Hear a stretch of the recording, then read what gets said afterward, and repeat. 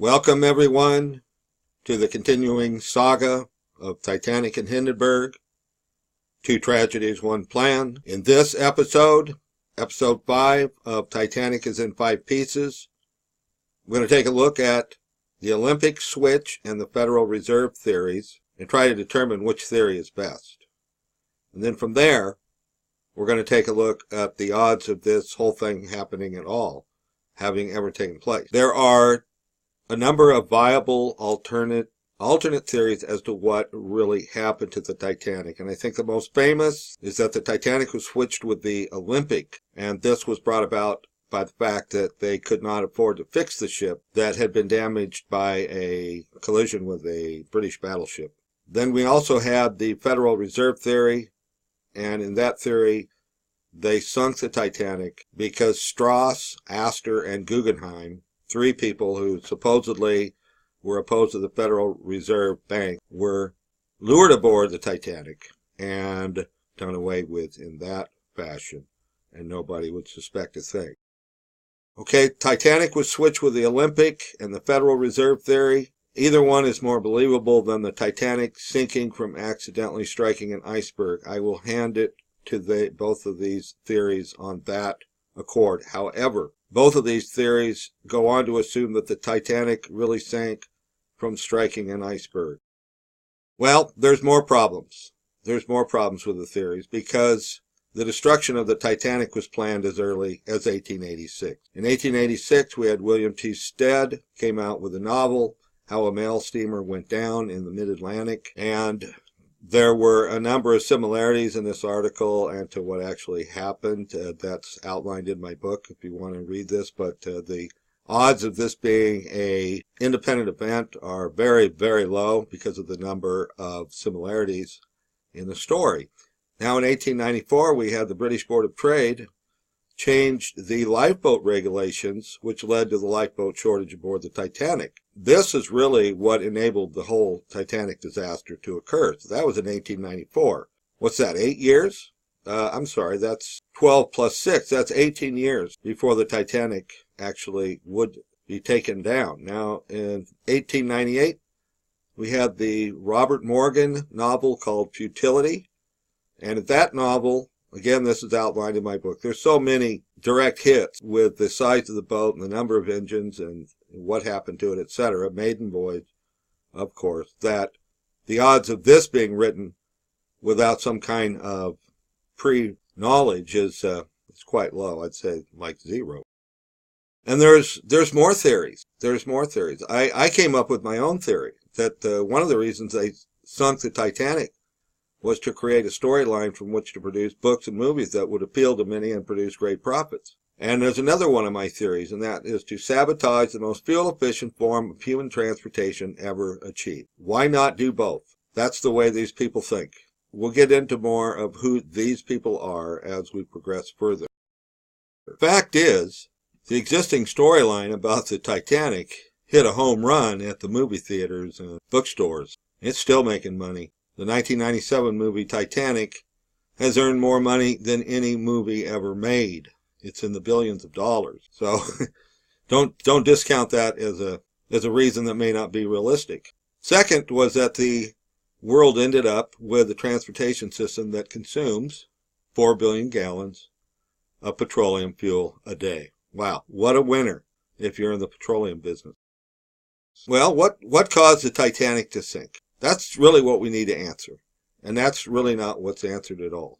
So let's first take a look at what do they say caused the Titanic to sink. And let's see what the odds are that that story is correct. We have to have 4 trained seamen that didn't see an iceberg.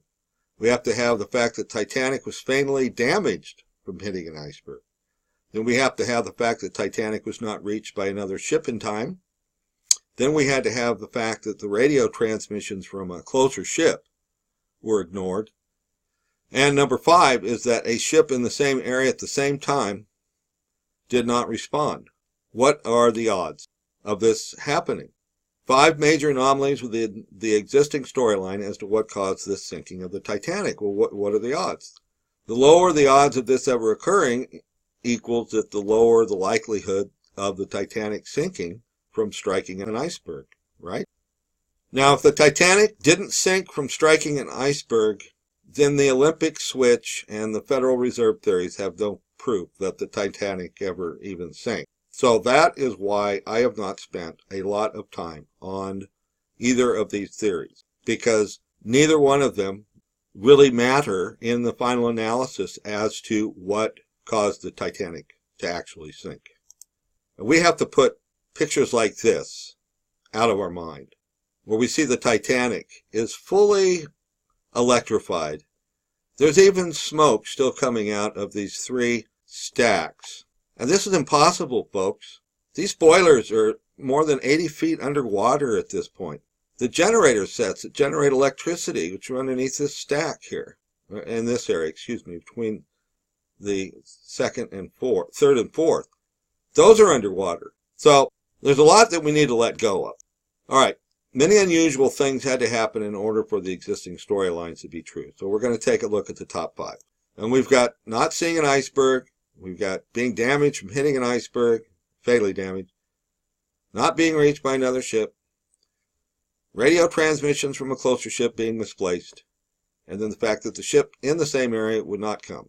The odds of all of these happening as independent events, which they are, is going to equal the odds of this whole story being factual or not. All right, let's take a look at oddity A. What is the probability that 4 trained lookouts would not see an iceberg in an area where they knew icebergs were lurking? Not to mention they are on a brand new ship.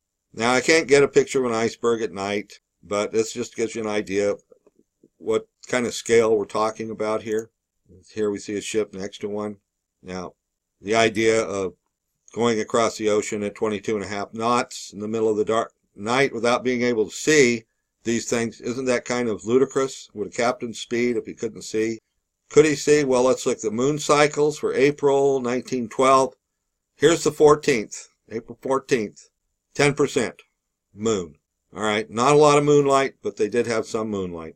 Let's take a look at the ice reports. This is a summary of a chart that was used at the British Board of Trade hearings, probably was used in the United States as well.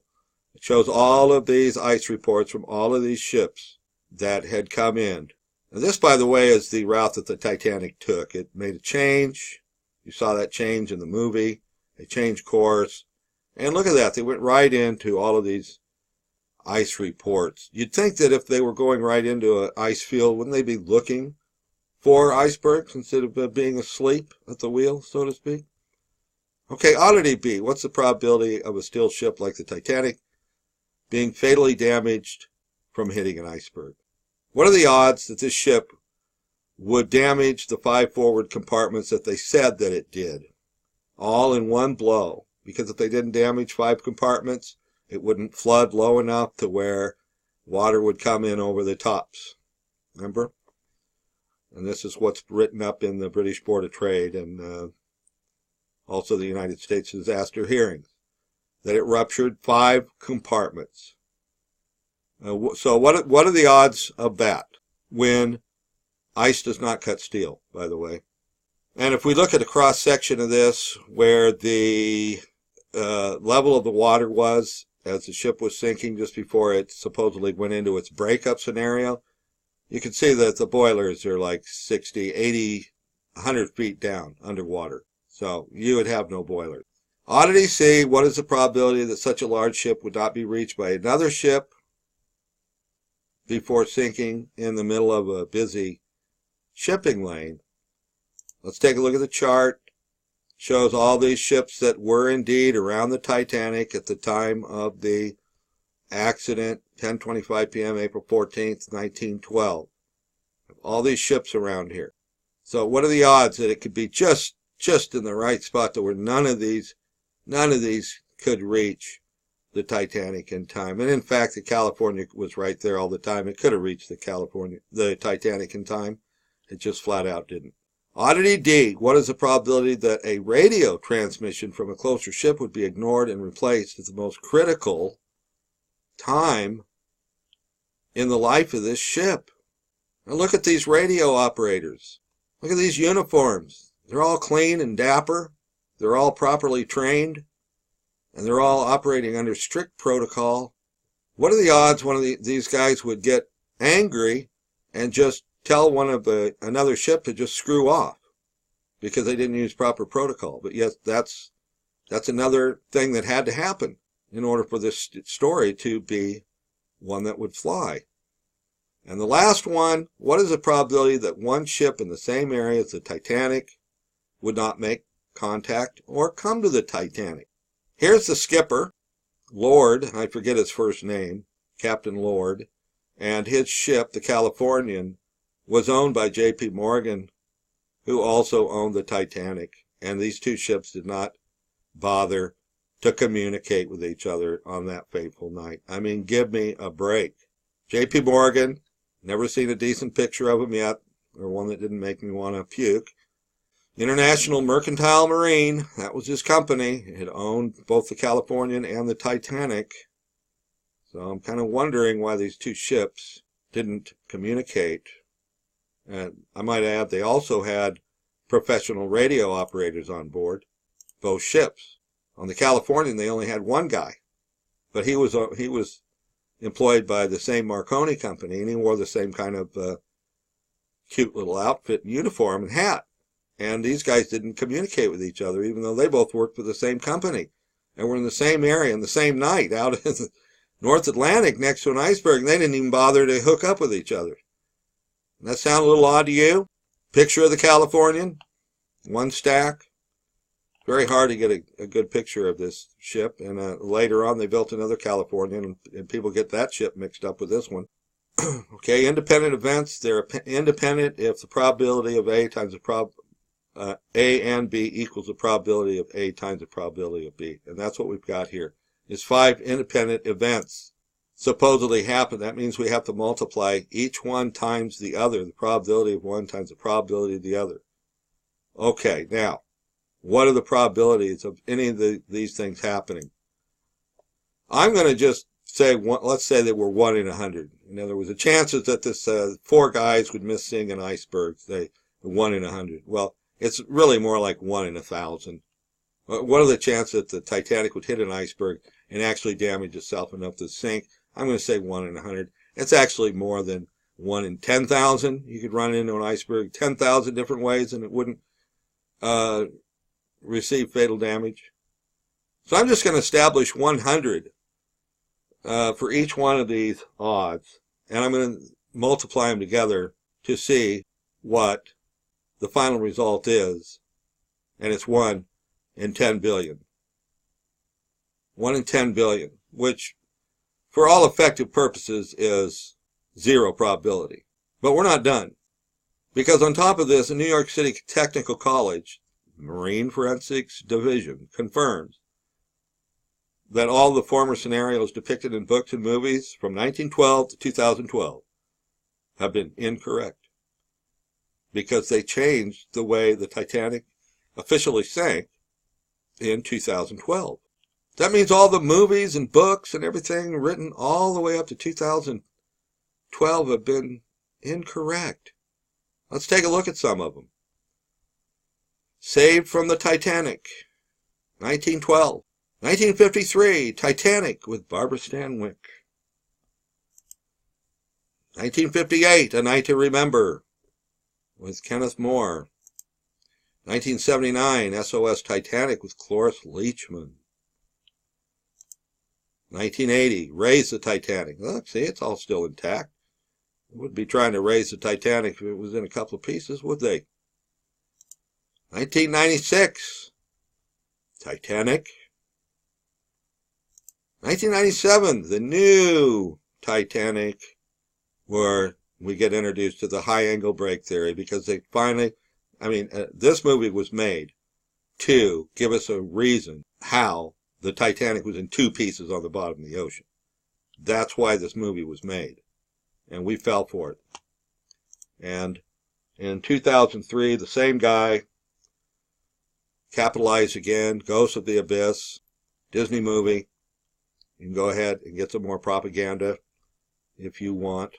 1 over 100 times itself 5 times is 1 over 10 billion. That's pretty low odds. That's only in Category 1, however. Titanic sank in 160 minutes from striking an iceberg. We could see that the odds of that happening was 1 in 10 billion.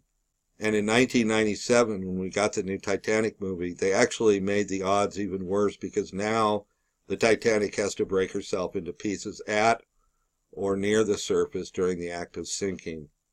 And the odds of that are 0. This is a steel ship. Let's get real. The current explanations are impossible to believe. The existing storyline before we had to have total separation at the surface was full of holes beforehand anyway. And I've gone over these in prior videos.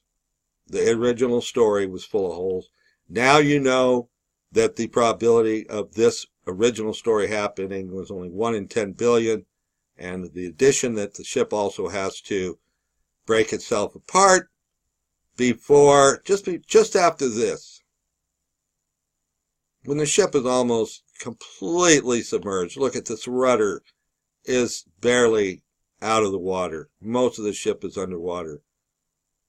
This didn't happen. The ship would have been dead dark at this point. There would have been no electricity. There would have been explosions.